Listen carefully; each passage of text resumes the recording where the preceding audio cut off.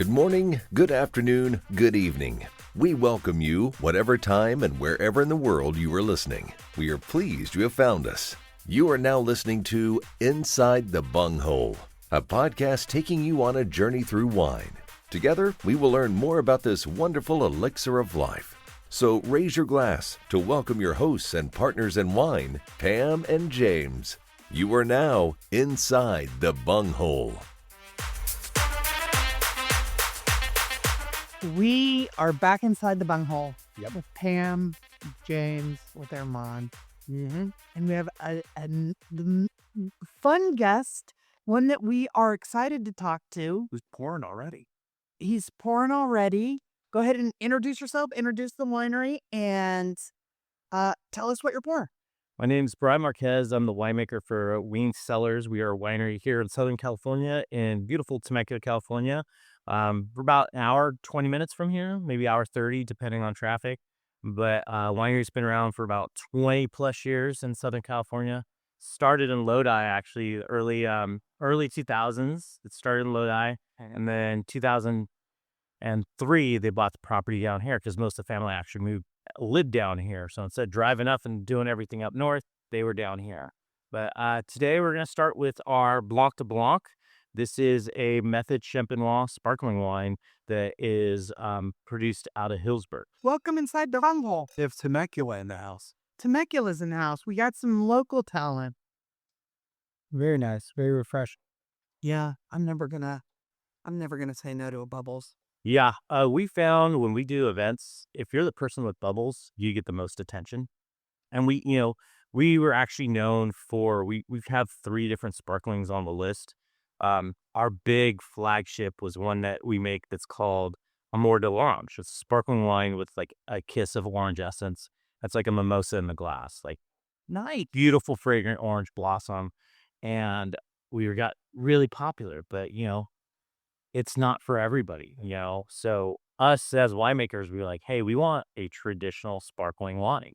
So we did the Blanc de Blanc, and it's, when I'm pouring a bubbles, this is what I go to. How many wines do you have in your portfolio? Because it's been around. Weins has been in Temecula for over 20 years, around 20 years. Yeah. And I'm sure you probably started small, but you're one of the OGs out there. Yeah, we are one of, they call them the 4 castles of Temecula, the big guys. And it was a term that I heard in the last couple of years. I didn't know that that's what we were referred to within the industry in Temecula. But yeah, we are one of the bigger guys.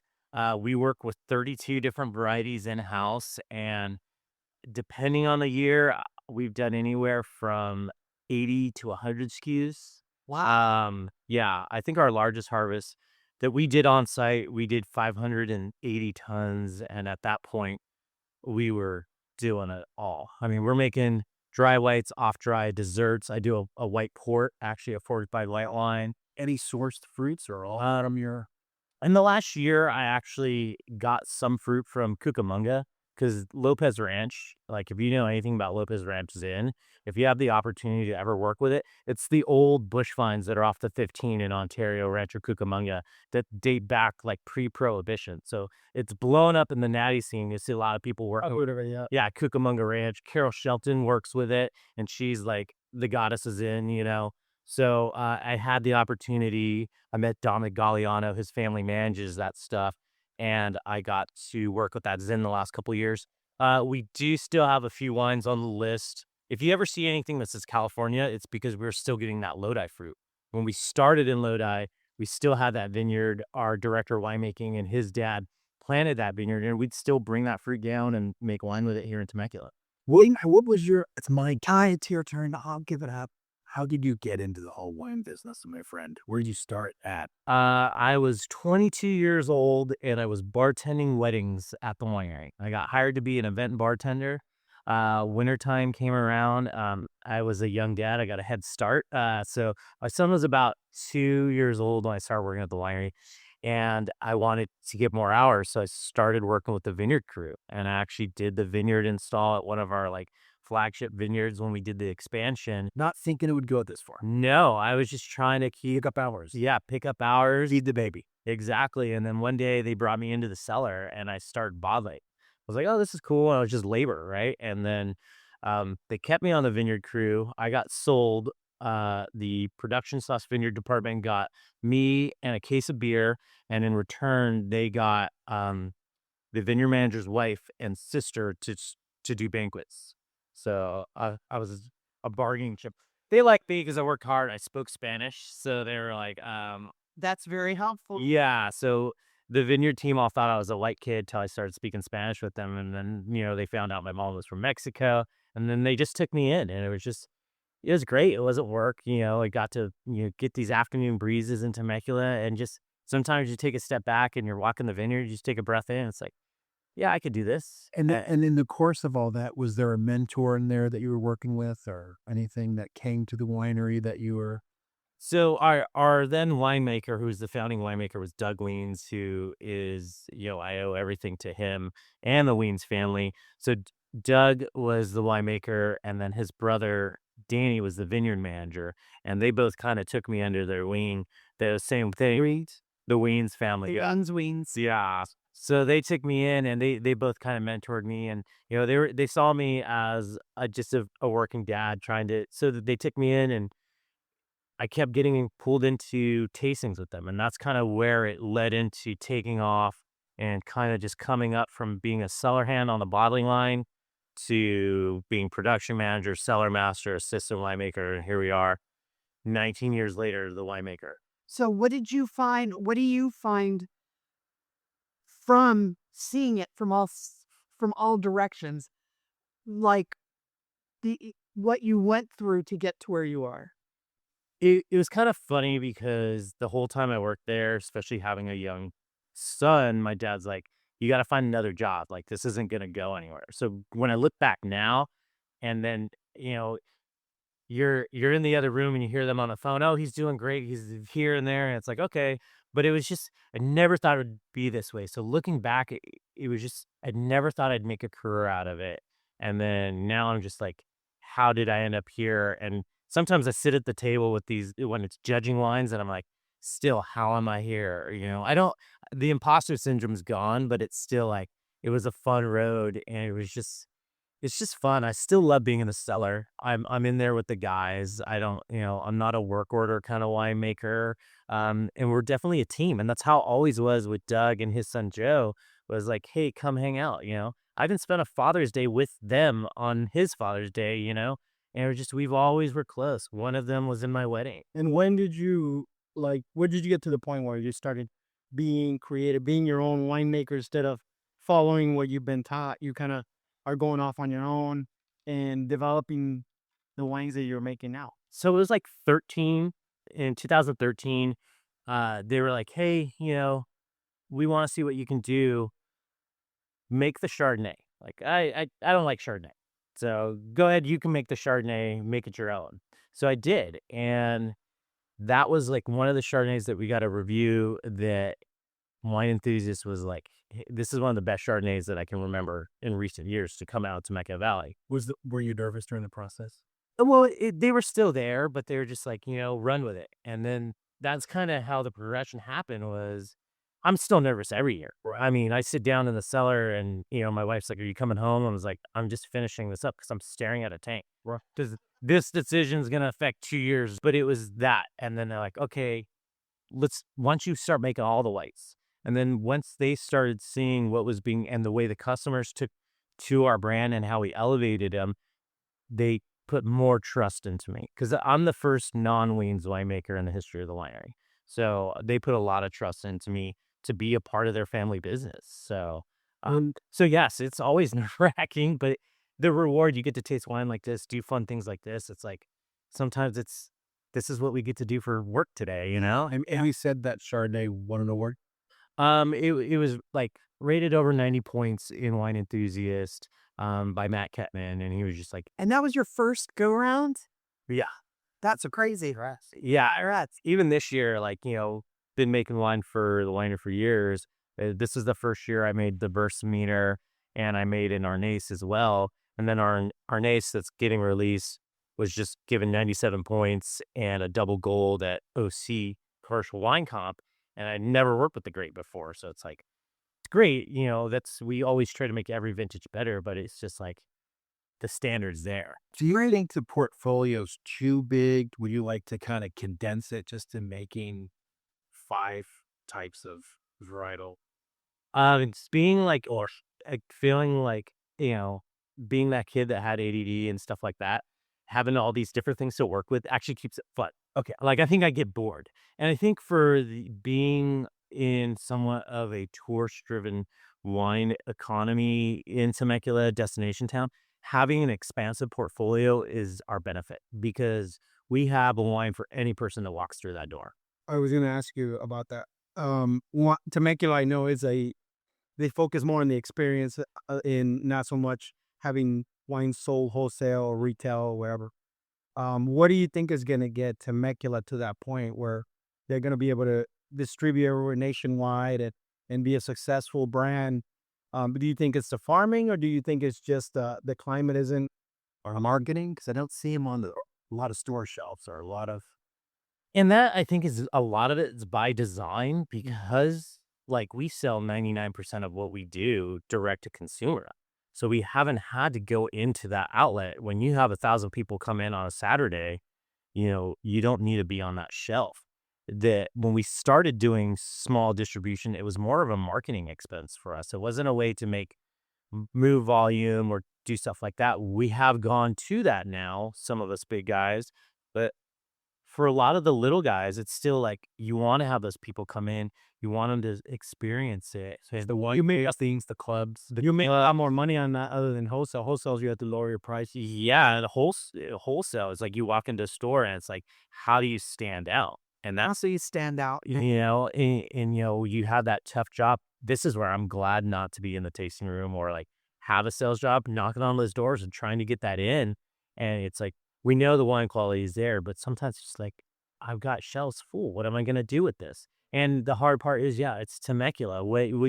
But then you have somebody that picks it up and then it's like, hey, I need another case. And they're calling you every other week for 3 cases because it's now their go-to glass. Everybody loves it. And people find out more about us. So Temecula, I've been in the desert for 30 years. James went to high school out here. Really? You have Tana? Yeah, I know. So Temecula was just a sleepy little nothing town, horses Mm-hmm. and pumpkins. And then it just exploded. Are you guys getting a lot of support with the restaurants and the like any of that, or are you just like basically saying, hey, we're gonna ride this because you do draw from San Diego, you draw from LA, obviously the desert a little bit. Not that we have as big of a footprint, but No, being in local restaurants has helped us a lot. We have some really good relationships, especially with the GMs and restaurant owners.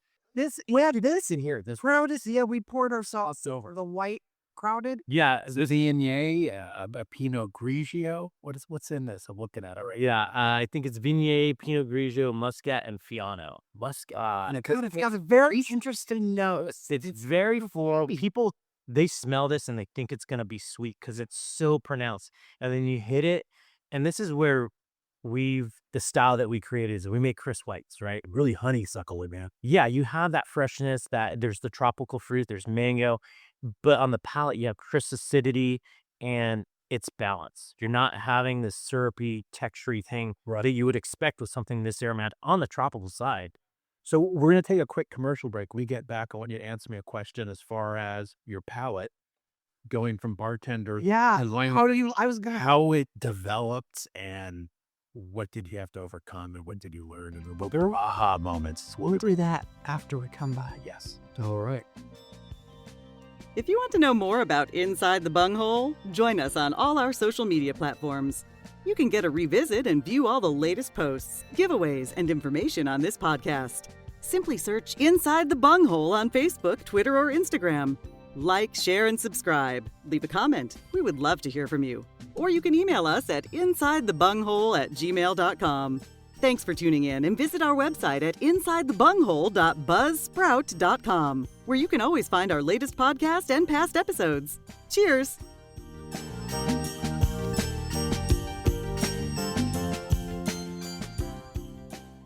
Right before the break, I asked you about your palate. Were you how did that Develop. speak? So, my first exposure to wine is I had these buddies and we would party on Saturday. During the summertime, we had it was swimsuit Saturday. Every Saturday we get together and go to the pool. They had a pool at their house. And I actually started with just the jug sangria from the grocery store. And it was on ice in the pool. That was it. When it got into production, that was the thing that Joseph Weins hey, technically things are great. Let's expand your palate. I was like, okay. I'm a bad Mexican. I used to be no onions, no cilantro on tacos. So it was even stuff like that was where now I finally do. My mom's very proud. And Joe's just you did it. But it was just hey, we'd sit down, taste wine. They invite me into barrel tastings. And that's kind of what led to progression throughout the whole career too. But it's hey, we're tasting. And then we would do training things. It's a fun little exercise. Guess the flavor. You get a bag of Jelly Bellies who nail flavors, and you reach in, close your eyes, bite it, and you have to guess it. And then you look at the other half and see if you're right. But that was the first, and it was funny because a lot of sense and stuff is how you relate it to a memory. Things remind me of stuff. Yeah. I remember tasting wine and be like, oh, this reminds me of Big Red Gum. That's cinnamon. Okay, well, that cinnamon's coming from the oak. So it's just filling in the gaps and closing the tiers. Now I'm a level 3 WSET, and I'm a wine judge at local wine comps. But going from Jelly Bellies to developing to now, it's just that. And it changed the way I eat food. It's just one of those things. And it's like I said, there's hope for us. It was all about experiences I had, because you could always have that one flavor profile that's on the tip of your tongue because you have a memory of it, but you may not know how to express it. And then you're in a tasting with some friends and you say it, and then they say the flavor and it finally clicks. Yeah. So it was a lot of social drinking. What do you think about pairing now? Fatty on the tongue and then taking something that's kind of acidity and drinking it. And that's fun for me. Yeah. No, and that's what I love about wine too, is just you have a wine that you absolutely enjoy and think it's great, and then you have it with a food, and then it opens this whole different element / tier of wine. And it was just food and wine is one of those things. Me being the hardened, workhorse that I was, always hands-on, I wasn't an expressive person, but, and not cooking and learning to cook. When I make meals, I learned from my wife, my love language is food. That's how I express things. So having that experience with food and then having it with the wine that, I made, having to write the notes is that's the worst. I hate it. We always would do these Zen chocolate dinners. I was like, nothing works. It's the worst thing. It's give me a white chocolate and pair it with this red wine. I was like, how? I'm like, this is right. It's not, that's my least favorite part of the job. But when you nail the pairing, right, it's a wonderful experience. Right. Tell me about, as far as experience, someone coming up to Temecula and coming to the winery. What do they see and what's going on there? Because your website has Yacht Rock and all these events going on. Yeah, so we're super family friendly. We do have these experiences for the general public, these yacht parties, live music. We do free concerts, to drive the traffic. Because we don't have a restaurant, we allow people to picnic and bring their own food. Okay. And then they get to create their own experience of that food and wine, and they'll sit on the patio. We have big old misters, stuff like that. But we also have a lot of bar space. So if you want that one-on-one, wine knowledge and, you want to know more about it, we have those people at the counter to help you. And then we've also built these other rooms. We have a members room, which you can, from the main tasting room, you can see. And it's how do I get in there? That's the members. And then there's a whole nother room, which is dedicated to the top tier wines that we make, which are our winemaker select wines, which are ultra premium red wines. I've been in competitions and I pour them at judges' dinners and people were like, this is Temecula? I said, yes, this is Temecula. Why do you think Temecula's gotten such a bad rap? Is it inexperienced winemakers? Is it the grapes? Is it the people think it's too hot to grow wine in Temecula? That's where it started. And they're like, oh, it's hot down there. It's yeah, but if you look at our medium average and look at and the nighttime temps, you get you could touch the houses. That's the roadways on the east side. Yeah. it's probably hotter than Temecula, but that's what makes great cabs. Yeah, and then, we get coastal cooling too. We get a 30 to 40 degree shift at night. And then we do have some areas of elevation that people don't know about. We don't have the reputation, but people think or pigeonhole it. So basically, it's just like, come, try it Yeah. for yourself. Have you ever heard of a Lone Wolf? I've heard the name, but I'm not familiar with it. So Lone Wolf is a wine that they made from ancient vineyards in Temecula, undisclosed area. Yeah, they've been there for like almost 400 years. Are they pulling from the old mission vines? They're the mission vines. Yeah. So they made a wine called Lone Wolf. They only had like 5 tons of grapes, and it was excellent. Yeah. What I hear from everyone else. So they could be like older vineyards in Temecula that produce very high end wines in my eyes. Yeah, no, there's definitely great farming out there, and there are some vines on the old mission that date back to the early 1900s. That came up through the missionaries from San Juan, and Yeah. No, the ones I'm talking about are inside of a Indian reservation. yeah, So they were so a lot older than it's the Pechanga Res. There's 2 vineyards there. There's one that's owned by Ernie and Norma, and I've had the privilege to pick that vineyard. My boss, Joseph Weins, he made a mission out of it. And some people will do it as a dessert because it can be light in color and tannic. He made it as a table wine. There's a little wine bar, natural wine bar out here in the desert that carries his mission wine. Hyphen. Oh, Palm Springs. Yeah. I gotta go check it out. So a little natural wine bar, his brand's the Lost Ranch, and him and his wife are doing this organic lower ranch stuff out of Temecula too. That reminds me. Yeah. So I Googled yesterday. Is there any organic wineries in Temecula? There's one. Something footprint. But Path, yeah. Path. Yeah, so they market themselves, they are organic. I mean, we do a lot of organic farming, but we don't hold a certificate because at the end of the day, I don't want to lose my crop, especially if these people are selling their fruit to me. It's like, do you want to spray it or not, But there's years where we don't. Well, there's been many years where we don't have to spray vineyards, But we don't go through the certification process because all it takes is one rough year and you can lose it. Yeah. So we just did a podcast with Evil from Gurgage Hill, and he was talking about That biodiverse. Regener.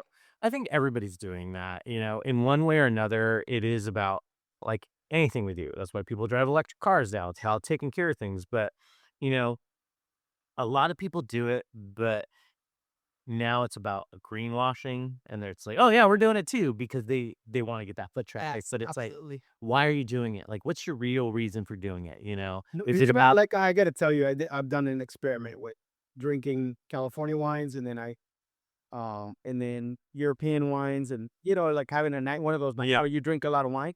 I always feel best with European wines. Yeah. And I even tried in Mexico when I went to Valle Guadalupe a couple of weeks ago, and drink wine all night, woke up like a champion. So there's something that we're putting on our California wines there. Yeah. That make you have a hangover. Yeah. If you drink a shit ton of red wine, it's full of histamines.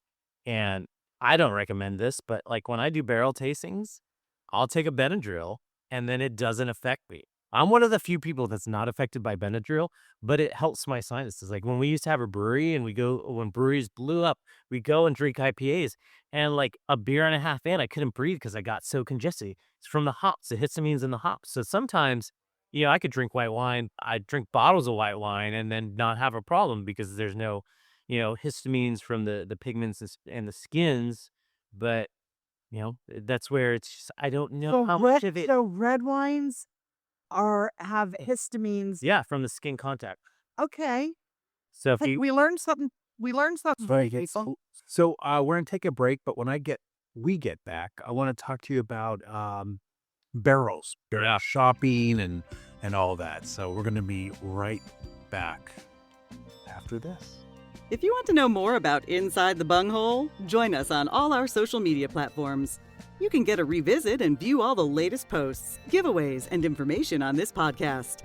Simply search Inside the Bunghole on Facebook, Twitter, or Instagram. Like, share, and subscribe. Leave a comment. We would love to hear from you. Or you can email us at insidethebunghole@gmail.com. Thanks for tuning in, and visit our website at insidethebunghole.buzzsprout.com, where you can always find our latest podcast and past episodes. Cheers!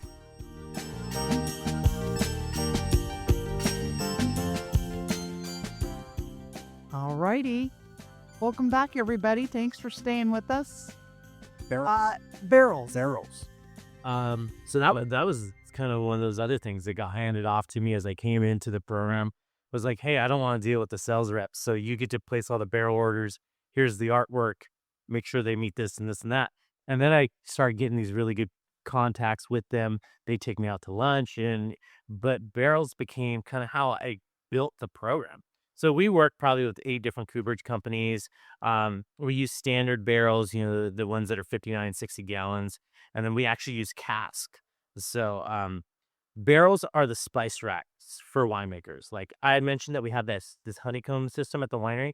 So you walk into our barrel room and they're stacked on a honeycomb all up against the walls. So you don't have to dig them out. You can access each one and taste them. But, we make however many different wines. To differentiate them, we're using different toasts. So the longer it's exposed to fire, the more toast you get. I use the analogy of toasting a marshmallow. Are you that person that puts it in the fire and roast it and get it flaming hot and char it? Or are you that one that you get a little bit higher, a little less heat for a longer period of time and let it caramelize and let that... That's what you do to the wood with the barrels, is you can hit it with heat, get this nice toast, or you do lower heat for a longer period of time and caramelize the sugars in the wood, and all those flavors now impart in the wine. Did you use different oak from different countries, like a French oak? Yeah, we're using French. We used to use a lot of Eastern European oak, and then we use American oak, depending on styles and even those tiers. Like I said, we have the tasting room and the winemaker select. We'll use the ultra premium French oak. I make cab 3 different ways. This cab right here is our middle tier. This is our Refugio Cabernet Sauvignon. This uses French and European new oak barrels, and the rest of it was done in a French oak cask. So cask interact different because they're thicker. What's the difference between a barrel and a cask? Yeah. So a standard barrel is your 225. It's it's the most common barrel that you see. Cask can be many different sizes. They can go from anywhere from Bigger than a barrel, though. bigger than a barrel. Yeah. So you can get barrels that hold there's 300 liters, which is like 75 gallons. And then you can get casks where these hold 500 gallons, 10,000 gallons. Back in the day, barrels, they were made with the wood that was found. There used to be barrels made out of palm back in the Roman era and stuff. When winemaking first came to California, the wood that was available in the northern coast was redwood. So that's where the big redwood tanks come from. And you could see these things in all sorts of different volumes. So standard barrels are the little ones that hold about 60 gallons to about 75 gallons. And then you get into puncheons, which are a little bit larger. Those are like 500 liters, twice the sizes of a standard barrel. Those hold like 110. And then they just get bigger and bigger. And then there's the point where they become almost like a tank. Those are considered casks. Yeah. And when do you feel you could tell it's at the last legs of a barrel, for example, going? Like how long I would use it? Yeah, maybe you got like two barrels out of it, or 3. It's like it's losing its oak or its toasty. Yeah, I've had American oak barrels that are like 5-6 years old, and they're still giving us what we call whiskey lactones. So if you've ever had a whiskey that has like that vanilla toasty cinnamon, that's a big flavor component in American oak barrels. So there's some old fields where you get those aromas, but you're not getting the punchy vanilla or sweetness on the palate from the barrel. That means it's kind of fading in it. It's faded, it's diminished. Right. It's every wash or like every fill and wash, you lose a little bit of that concentration. The barrel itself, as long as it's structurally sound, you can keep reusing it because barrels are expensive now. They're very expensive. I think new French oak this year going, $1,400 a barrel. Now, have you taken a field trip and seen a cooper work in action and make one? I've actually done it. Oh, I called it barrel camp. I got to go. They picked me up at the little airport in Temecula at French Valley Airport, a cooperage company that I work with. They flew myself and the new owner out to their cooperage in Missouri and took me to the forest. We cut down a tree. They showed us how they split up the tree, and we talked about like regen farming. Even the barrel makers, it's like, all right, this middle piece, the straight piece, the long piece that has the best wood is going to the barrel plant. The tops and the bottoms, these are probably going to the flooring, like oak flooring. Right. These other small ends we can't use, or the sawdust, it's going to the charcoal yard, and they're going to press it and make charcoal bricks for barbecues. So it's cool to see that. Yeah. So they break that precious wood down. And they used all Sure. parts of Yeah. all parts. Yeah. And even in the forest, they have, the American white oak growing, and right next to it, they have the red oak. And then they cut a red oak, and you could smell how pungent it gets. And it's like, this is why you don't use red oak, because it's too strong. It can overpower the flavors in the wine. White oaks are delicate, and they can interact, add components along with that toasting that will help lift and complement the wine. As winemakers, our job, and why we use so many different toast profiles, size barrels, is how do you respect the fruit? You don't want it to be just an oak bomb. And that's like when you oversteep your tea, Yeah. you can over oak a wine. Yeah. Right? You can definitely give it too much tannin where it's so dry, you taste it, it dries out your mouth, and you lose that fruit nuance. It's like, where's the varietal, right? And then they took me to the actual cooperage. They showed me how they were made, and they pulled me up to the toast. In the metal. Yeah, they pull us up to the toasting yard, and there's a barrel right there. They're like, all right, you remember that signature that you gave me on the plane? Like, we're going to take it, and this is going on that barrel. And they had me toast it over the fire, and you got a computer screen in it with a bar graph, and it's telling you the temperature that you're toasting at. So they put it over. It's like, here's your start time. At 10 minutes, you need to flip. But for the first 10 minutes, you got to maintain this temperature within this many degrees. So you add little pieces of oak, those pieces that got cut that didn't make it to the barrel. Right. You feed the fire to keep the flame going for the toasting. Oh, no, you're getting too hot. So you spray it with a little bit of water. You got to stay within 5 degrees. And this is those nuances, is as long as they're handmade, there's those little variables. And it's like, there's cool things. They even have these convection tubes that go in and do it like a microwave almost. And it makes it more even than the fire toasting. So barrels are the coolest thing. So that process has to help you when you're there making the wine, yeah. because you were not far back in the forest cutting the tree down. Well, yeah. And those are like, some of those guys are like third generation loggers that own that land. And it's from the logging in the forest, the guys that farm the grapes, the generation winemakers. I work with a second generation winemaker. All these people that are like wine from every single thing, the vessel that went into, everybody's a craftsman. So much goes into it. This is true. This winery started with, I think, like 14 acres or something. Yeah, it's small little, like 7-8 acres in their backyard in Lodi. And then when they moved to Temecula, they bought a 10-acre parcel, and that's what started in Temecula. And how big is it now?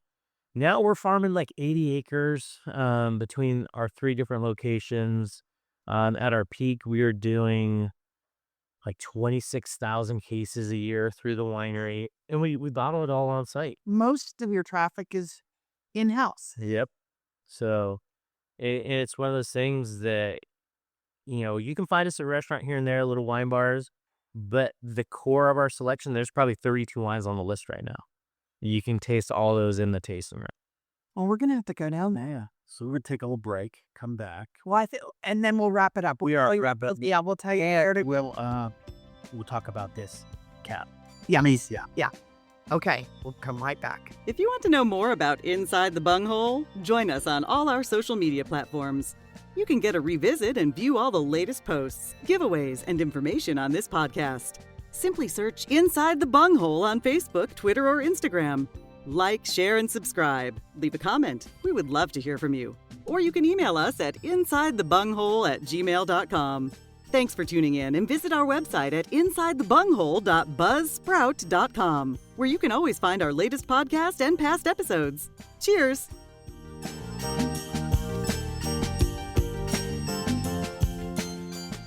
Welcome back, everybody. We're about to taste the Cabernet Sauvignon. Well, I've been drinking it already. Well, James has already been drinking it.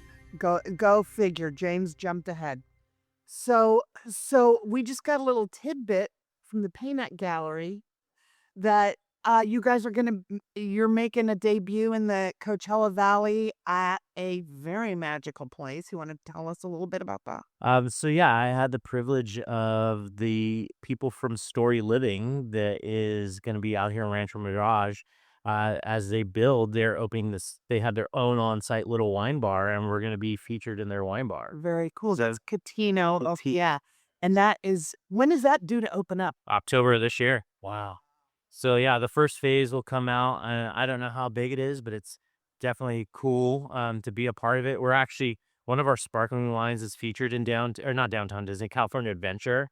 I got to present food and wine, and this is the cool things about that wine. Yes. I got to go food and wine, talk about our wines. I presented our wines at Michelin star restaurants. I poured our wine for Wolfgang Puck. Wow. So people know us, and then, they'll sit there and they share glass with these people.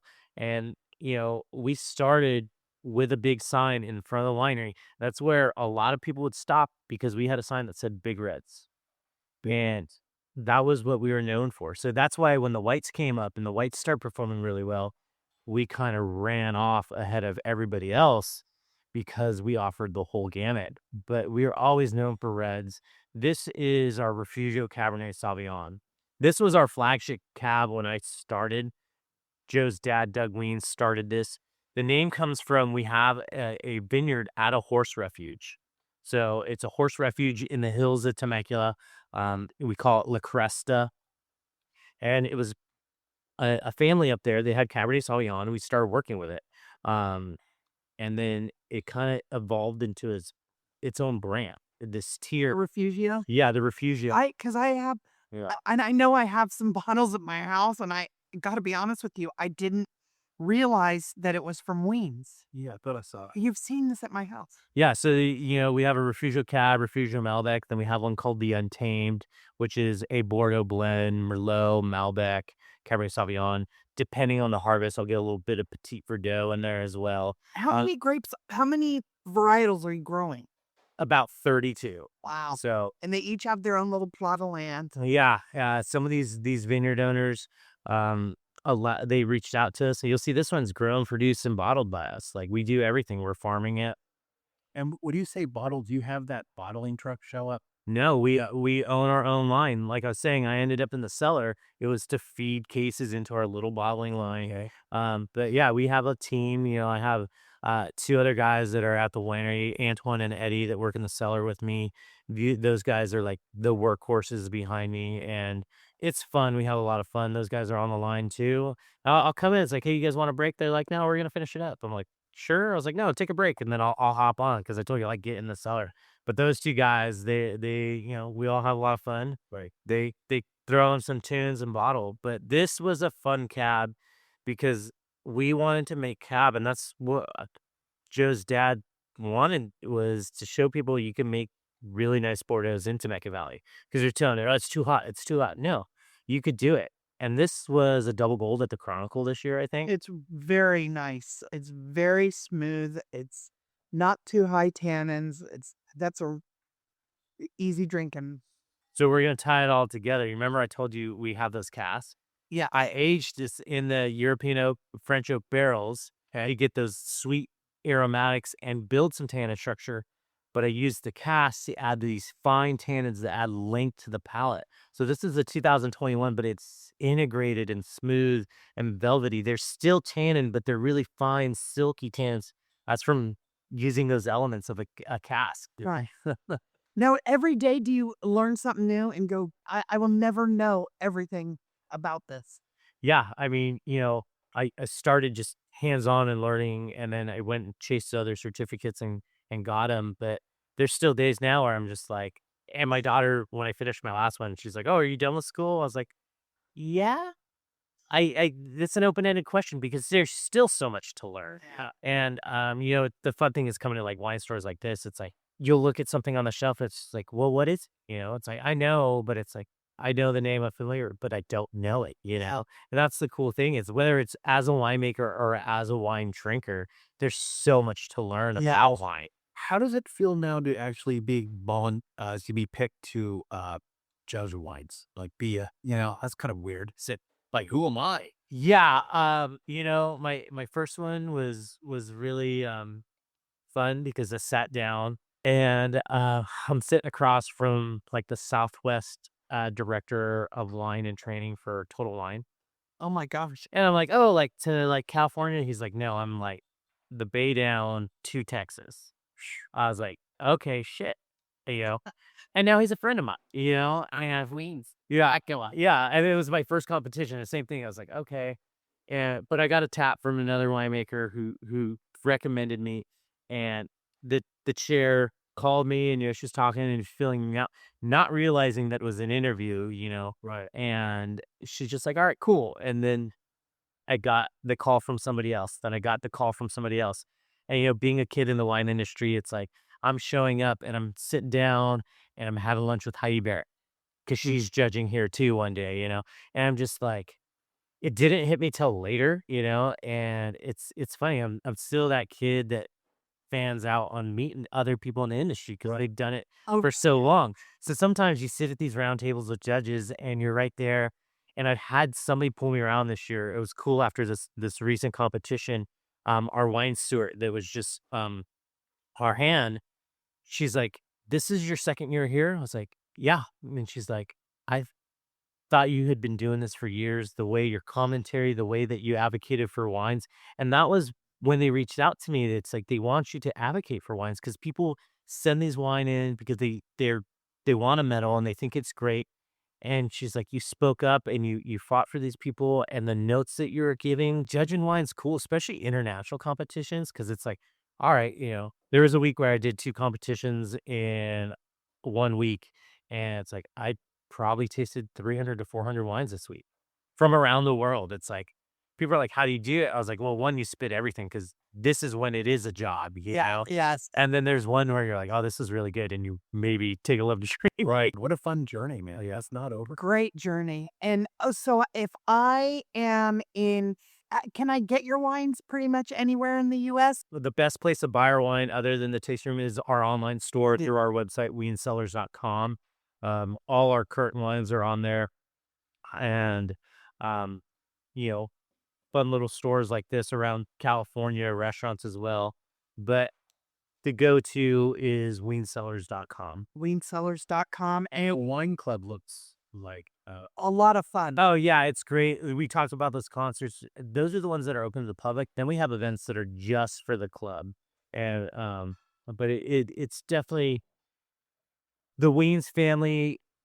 It sounds cheesy, but you remember it's always like, well, you hand them, they sign up. It's like, well, welcome to the family. Like, no, there's people that like, I remember when you guys were in the trailer. We used to have a little, when they moved down from Lodi, they were in a modular in the parking lot. The concrete pad's still in the parking lot. And it's like, that was the original taste room. It's your wine club members are your fan base. Yeah. And they're our biggest advocates. I got to go to France with some of them this year. We're going to Italy in 2026.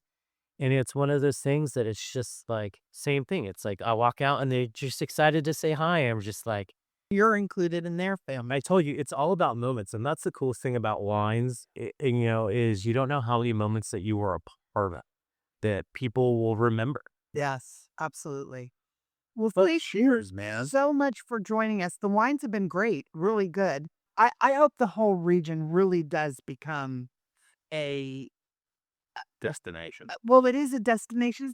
I think that's how they got there, was more touristy, but now the wines are starting to really develop. Yeah, and people realize that now this is in their backyard. They don't have to drive 4 hours away from there to get this. And we mentioned the club. There's benefits of being local and having great wines in your backyard. Yes. Well, thank you again, Weins, WIENS Cellars.com. And go down there and visit. Yeah, looks fun. Jump on their website. Look, it looks really fun. Yeah. All right. Well, thank you very much. Years, a pleasure. Thank you so much.